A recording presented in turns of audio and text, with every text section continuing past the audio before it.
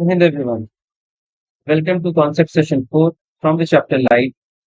तो चलिए जल्दी से देख लेते हैं कि आज के सेशन में हम लोग क्या क्या डिस्कस करेंगे। तो सबसे पहला टॉपिक रहेगा sign convention for the reflection by spherical mirrors. उसके बाद हम लोग डिस्कस करेंगे relation between focal length and radius of curvature. और फाइनली हम लोग डिस्कस करेंगे rules for obtaining images formed by a spherical mirror. तो चलिए जल्दी से शुरू करते हैं पहला टॉपिक जो कि है sign conventions. Sign conventions for reflection by spherical mirrors. तो कंसिडर कर लेते हैं कि हमारे पास एक कॉनकेव मिरर। तो इस मिरर पे मैं पॉलिश्ड और पेंटेड सरफेस बना देता हूँ जिससे कि प्रॉपर्ली आप लोगों को समझ में आए। तो जिस तरफ मैंने ये लाइंस ड्रॉ की है ये इधर पेंटेड है, तो रिफ्लेक्टिंग सरफेस दूसरा साइड हो गया। तो ये मेरा कौन सा मिरर हो गया, ये कॉनकेव हो गया। ये मैंने मार्क कर लिया इसका पोल, फोकस और सेंटर ऑफ कर्वेचर। और ये आ गया इसका प्रिंसिपल एक्सिस। जैसा कि आप लोग देख सकते हैं कि प्रिंसिपल एक्सिस पे मैंने मार्क किया है एक्स और एक्स डैश, जैसा कि हम लोग कोऑर्डिनेट ज्योमेट्री में करते हैं एक्स एक्सिस पे। और फिलहाल हम लोग पॉइंट पी को ओरिजिन की तरह ट्रीट करके एक परपेंडिकुलर लाइन ड्रॉ करेंगे जो कि मेरा पोल से पास होगा। तो यानी एक ये मैंने एक तरीके से कार्टेशियन प्लेन सिस्टम की तरह बनाई।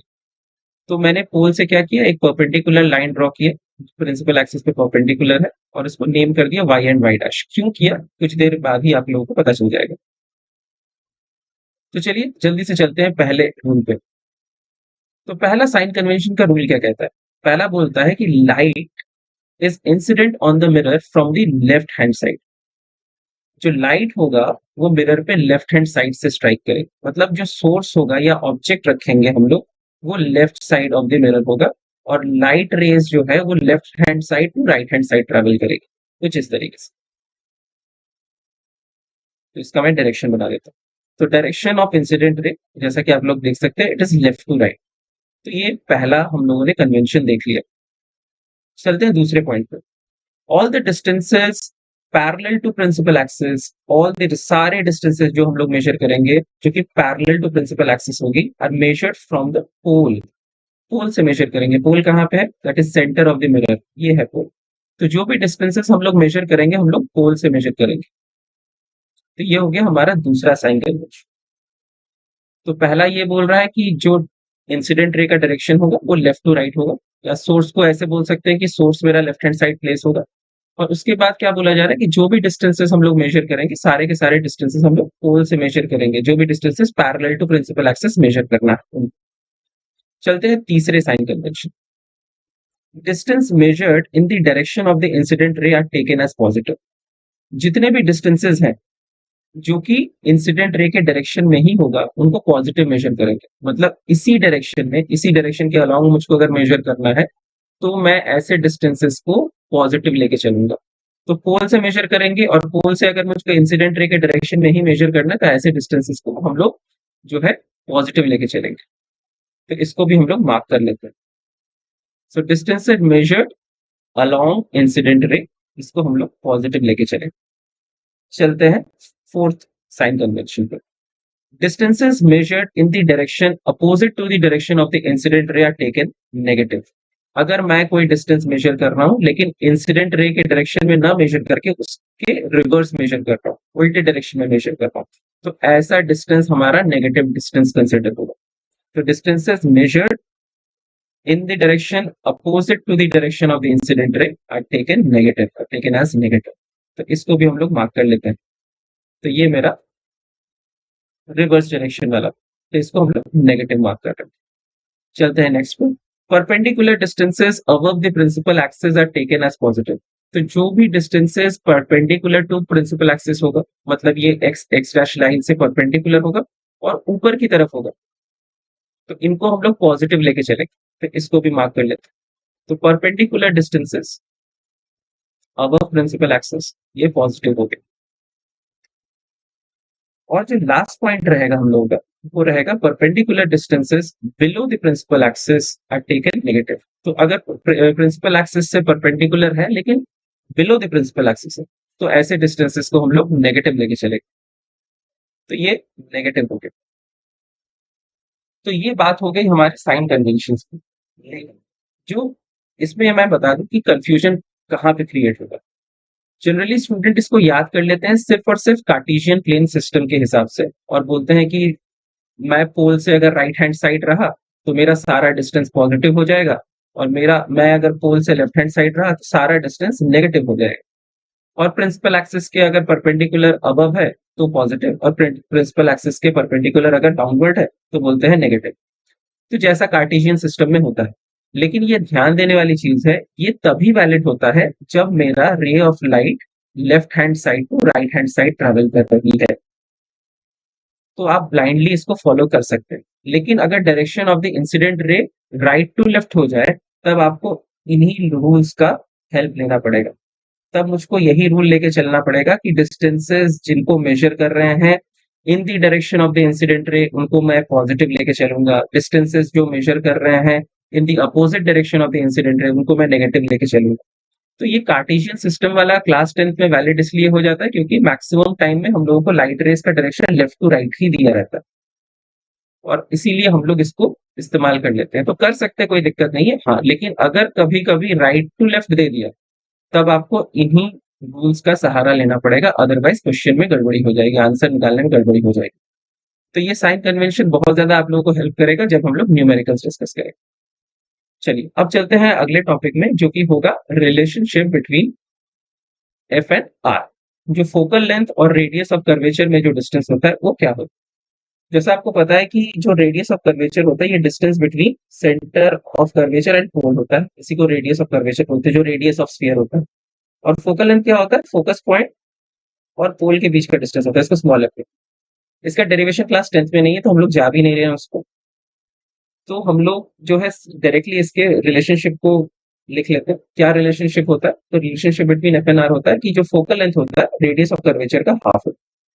तो फॉर एग्जाम्पल अगर मुझको कोई बोले कि रेडियस ऑफ कर्वेचर किसी स्फेरिकल मिरर का लेट्स से कि 30 सेंटीमीटर है, तो उसका फोकल लेंथ कितना होगा, तो मैं बोलूंगा कि भाई r/2 यानी 30/2 हो जाएगा, यानी 15 सेंटीमीटर आएगा। ठीक है। तो इस तरीके से हम लोग फोकल लेंथ फाइंड कर सकते हैं अगर रेडियस ऑफ कर्वेचर गिवन। अब अगर आप लोगों से एक क्वेश्चन पूछूं कि अगर मैं इन्हीं साइन कन्वेंशंस को फॉलो करूं, तो कॉनकेव मिरर का फोकल लेंथ पॉजिटिव होगा या नेगेटिव होगा। तो जैसा कि आप लोग देख सकते हो कि अगर मैं कॉनकेव मिरर का फोकल लेंथ मेजर करने जाऊं, तो भाई देखिए सेकंड रूल क्या कह रहा है, all the distances parallel to principal axis measured from the pole. Pole से मेजर करना है सारा डिस्टेंस। तो पोल से अगर मैं मेजर करना स्टार्ट करूं, तो फोकस कहाँ पे है, फोकस मेरे लेफ्ट साइड में।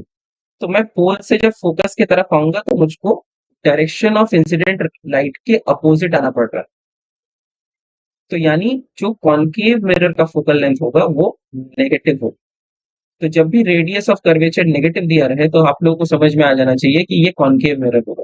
और कॉन्वेक्स के केस में यही एफ और सी जो दोनों पॉइंट होंगे वो राइट हैंड साइड होंगे पोल के। तो तब हम लोग क्या बोलेंगे कि तब वो मेजर होगा along the direction of the incident रे, तब मेरा कॉन्वेक्स के केस में ये पॉजिटिव आ जाएगा। ठीक है। तो ये हो गया साइन कन्वेंशंस और relation between F and R. तो चलते हैं अगले टॉपिक में, जो कि हमारा है rules for obtaining images formed bye spherical mirrors. तो आगे जाके जब हम लोग रे डायग्राम पढ़ेंगे तो ये जो रूल्स है ये बहुत हेल्प करेगा हम लोग को रे डायग्राम बनाने में। तो क्या क्या रूल है, ये 4 रूल्स है। 4 रूल्स अगर हम लोग थोड़ा सा जान लिए तो हम लोग के लिए बहुत आसान हो जाएगी चीजें। तो चलते हैं पहले रूल पे, जो कि है when incident ray is parallel to the principal axis. चलिए कंसीडर कर लेते हैं कि हमारे पास पहले एक कॉनकेव मिरर, ये मार्क कर लिया इसका पोल, फोकस और सेंटर ऑफ कर्वेचर, और ये ड्रॉ कर लिया प्रिंसिपल एक्सिस। ये एक इंसिडेंट लाइट रे कंसीडर किया, जैसे कि टॉपिक में दिया हुआ है कि और ये प्रिंसिपल एक्सिस के पैरेलल। तो इस इंसिडेंट रे को हम लोगों ने पैरेलल टू प्रिंसिपल एक्सिस ही बनाया। अब ये रिफ्लेक्शन के बाद कैसे जाएगा, तो बोलते हैं कि according to the rule it will pass through the focus, ये फोकस से होके जाएगा। तो अगर मेरा incident ray of light parallel to principal axis है तो वो फोकस से होके जाता है। कॉन्वेक्स के केस में क्या हो जाएगा, तो अगर ये मैंने एक कॉन्वेक्स मिरर ले लिया, इसका पोल, फोकस और सेंटर ऑफ कर्वेचर मार्क कर लिया, और ये इसका प्रिंसिपल एक्सिस आता है। अब ray of light parallel to principal axis लिया, अब ये रिफ्लेक्शन के बाद कैसे जाएगा? तो बच्चे को लगता है कि भाई फोकस से जाएगा, तो बहुत सारे बच्चे ऐसे ड्रॉ कर देते हैं। तो क्या लाइट ऐसे जा सकती है? अगर ऐसा कर रहे हैं तो ये गलत है, क्योंकि हमने तो इस साइड तो पेंट कर दिया, तो लाइट तो पास थ्रू हो ही नहीं सकती है, ये तो रिफ्लेक्ट करेगा। तो कैसे ये मिरर के पीछे लाइट रे आ सकती है? आ ही नहीं सकती है। तो अगर ऐसे ड्रॉ कर रहे हैं तो ये गड़बड़ हो जाएगा, और ये बहुत कॉमन सा मिस्टेक मिलता है स्टार्टिंग के केसेस में। तो लाइट रे रिफ्लेक्ट करेगी यहाँ से। कैसे रिफ्लेक्ट करेगी? कुछ इस तरीके से। तो ये जब रिफ्लेक्टेड रे को हम लोग बैकवर्ड प्रोड्यूस करेंगे तो ये फोकस पे मीट हो जाएगा। तो पहला रूल ये कहता है कि when incident ray of light is parallel to principal axis it passes through the focus और इट अपीयर्स। या तो ये अपीयर करेगा कि ये फोकस से पास हो रहा है। तो अपीयर वाला केस कौन सा हो जाएगा? कॉन्वेक्स का केस हो जाएगा। अब बहुत सारे बच्चों को ये भी लगता है कि स्फेरिकल मिरर में जो ये रिफ्लेक्शन हो रहा है कि इसमें मेरा लॉ ऑफ रिफ्लेक्शन शायद वैलिड नहीं है, जैसा कि मैंने उस समय बताया था कि बच्चों को कंफ्यूजन होता है कि लॉस ऑफ रिफ्लेक्शन वैलिड रहता है कि नहीं रहता। तो अगर आप लोग क्लास 9th का थोड़ा सा रिकॉल करें अपना चैप्टर मैथ्स का, जिसमें सर्कल में आप लोगों ने टेंजेंट्स के बारे में पढ़ा था। तो तो जो टेंजेंट जहां पे सर्कल को टच करता है उसको पॉइंट ऑफ कांटेक्ट कहता है। तो जब पॉइंट ऑफ कांटेक्ट को सर्कल के सेंटर से मिला देते हैं, तो ये जो होता है ये 90 डिग्री होता है, परपेंडिकुलर होता है। रेडियस जो होता है वो टेंजेंट पे परपेंडिकुलर होता है through the point of contact. ये एक थ्योरम है। तो सेम वही चीज है। ये मेरा सेंटर है सी। इस पॉइंट पे अगर हम लोग एक टेंजेंट ड्रॉ करें सर्कल पे, तो ये जो पॉइंट हो गया ये पॉइंट ऑफ कांटेक्ट हो गया, इसको ए मान लेते हैं। तो ए इज पॉइंट ऑफ कांटेक्ट। तो जैसे ही ए और सी को मैं ज्वाइन करूंगा तो ये 90 डिग्री हो जाएगी, एसी लाइन 90 डिग्री हो जाएगी टेंजेंट पे। तो मतलब मिरर का अगर एक छोटा सा पार्ट कंसीडर करें जहां पे ये स्ट्राइक कर रहा है, तो वो तो प्लेन सरफेस की तरह ही दिखेगा। तो ये एंगल ऑफ इंसिडेंस आई और ये एंगल ऑफ इंसिडेंस आर हो जाएगा, क्योंकि C A is acting like a normal.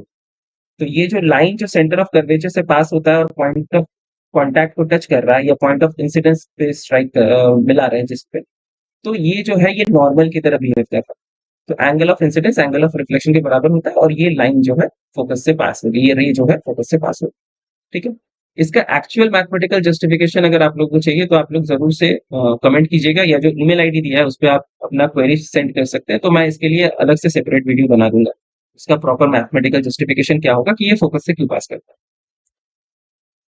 ठीक है। तो ये तो हो गया हमारा पहला पार्ट, जो when incident ray of light is parallel to principal axis. तो चलिए दूसरे पार्ट में चलते हैं। When incident ray passes through the focus और डायरेक्टेड टुवर्ड्स द फोकस।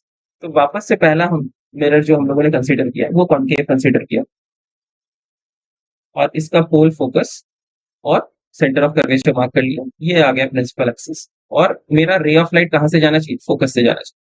तो एक रे ऑफ लाइट कंसीडर करते हैं जो फोकस से पास हो रहा है। तो रूल कहता है कि ये जब फोकस से इंसिडेंट लाइट रे पास होगी तो आफ्टर रिफ्लेक्शन ये क्या हो जाएगा? It will become parallel to principal axis. तो ये प्रिंसिपल एक्सिस के पैरेलल हो जाएगा, कुछ इस तरीके से। अगर आपको वापस से करना है तो आप सेंटर ऑफ कर्वेचर से एक पॉइंट ऑफ इंसिडेंस पे एक लाइन ड्रॉ कर सकते हैं, वो नॉर्मल की तरह बिहेव करेगा, और angle of incidence angle of reflection दिखा सकते हैं रूल में अगर चाहे तो, या सिंपली ऐसे भी बना सकते हैं तो चल जाएगा, कोई दिक्कत नहीं। अब आते हैं कॉन्वेक्स के केस में। कॉन्वेक्स के केस में फिर से मैं ये बना दूं। तो कॉन्वेक्स के केस में फिर से मैं हम लोगों ने पोल फोकस और सेंटर ऑफ कर्वेचर मार्क कर लिया, ये आ गया प्रिंसिपल एक्सिस। अब इसके केस में लाइट रे फोकस से पास नहीं हो सकती, क्योंकि फोकस तो जिधर पेंट किए हैं हम लोगों ने, पेंट करके जब मिरर बनाया तो पेंट के साइड में है। तो लाइट रे फोकस पे तो जा ही नहीं सकती है, क्योंकि यहाँ से तो लाइट रे रिफ्लेक्ट ही कर जाएगी। तो इसीलिए ये वर्ड यूज है, डायरेक्टेड टूवर्ड्स द फोकस। तो अगर कॉन्वेक्स का केस है और लाइट रे आ रही है, लेकिन लाइट रे किधर आ रही है? फोकस की तरफ आ रही है। तो इसको हम लोग इंडिकेट कर लेते हैं ब्रोकन लाइन से। तो ये हम लोग को क्या दिख रहा है कि ये जो लाइट रे है ये फोकस के तरफ है। तो ये भी क्या हो जाएगा? आफ्टर रिफ्लेक्शन ये प्रिंसिपल एक्सिस के पैरेलल हो जाएगा। तो ये हमारा सेकेंड रूल हो गया।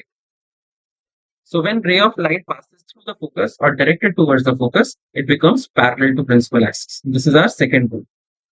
चलते हैं थर्ड रूल पे। When incident ray passes through the center of curvature or directed towards center of curvature. तो अगर सेंटर ऑफ कर्वेचर से पास कर रहा है या सेंटर ऑफ कर्वेचर के तरफ डायरेक्टेड है, तब क्या होगा? तो चलिए इसमें भी अब देख लेते हैं जल्दी से। तो सेंटर ऑफ कर्वेचर, फोकस और पोल मार्क कर लिए, प्रिंसिपल एक्सिस बन गया, और एक लाइट रे कंसीडर किया जो हमारा सेंटर ऑफ कर्वेचर से जा रहा है। अभी इसमें भी हम वापस से उसी थ्योरम को रिकॉल करते हैं कि जब हमारे पास एक सर्कल है और सर्कल पे हम लोगों ने ड्रॉ कर दिया है एक टेंजेंट, ये हो गया point of contact. Point of contact को जब सेंटर से मिलाएंगे मतलब ये रेडियस हो गया, तो radius is perpendicular to the tangent through the point of contact, ये हम लोगों ने पढ़ा। तो ये जो सेंटर ऑफ कर्वेचर से ये जो लाइट रे जा रही है और स्ट्राइक कर रही है, इस पॉइंट को मान लेते हैं ए, तो क्या आप बता सकते हैं कि एंगल ऑफ इंसिडेंस क्या होगा?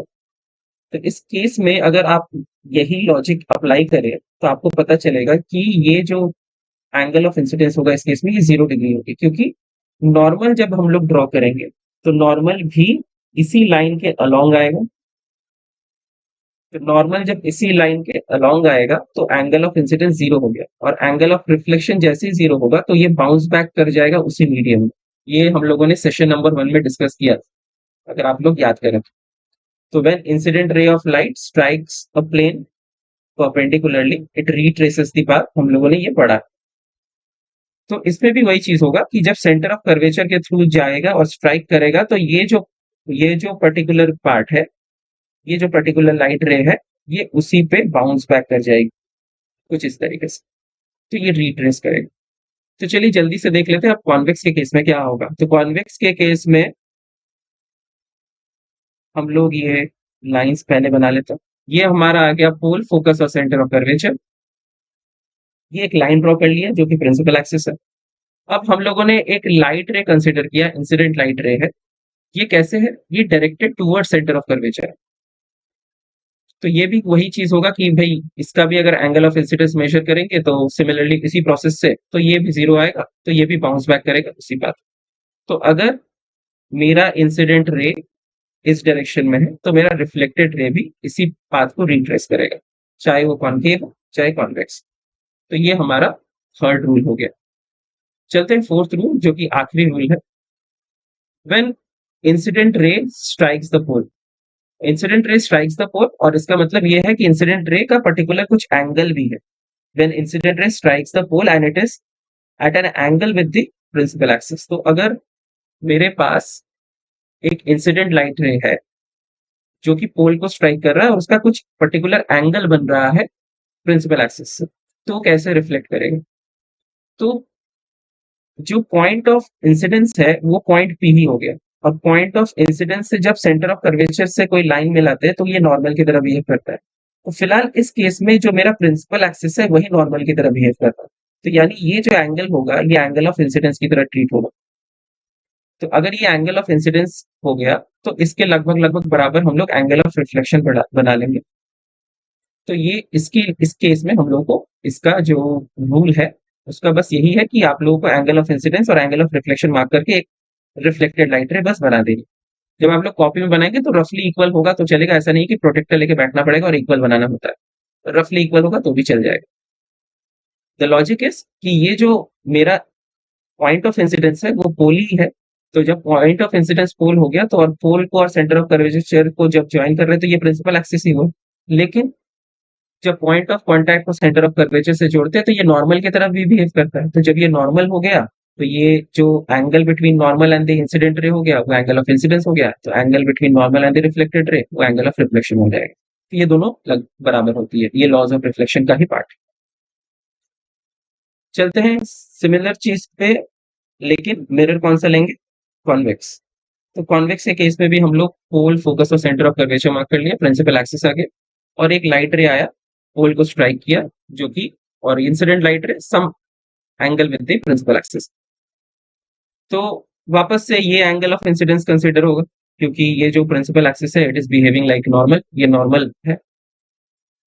तो एंगल ऑफ रिफ्लेक्शन लगभग लगभग उसके बराबर हम लोग बना देंगे। तो ये मेरा फोर्थ रूल हो गया। तो आई होप ये चारों रूल्स जो है आपको क्लियर हो। थोड़ा सा प्रैक्टिस करना पड़ेगा, तो इन चारों रूल्स को प्रैक्टिस कीजिएगा, और जब हम लोग नेक्स्ट सेशन में मिलेंगे तो हम लोग फिर बात करेंगे, डिस्कस करेंगे कि रे डायग्राम्स कैसे बनाते हैं। तो चलिए सेशन को यहीं पे क्लोज करते हैं। गुड बाय एंड जय हिंद।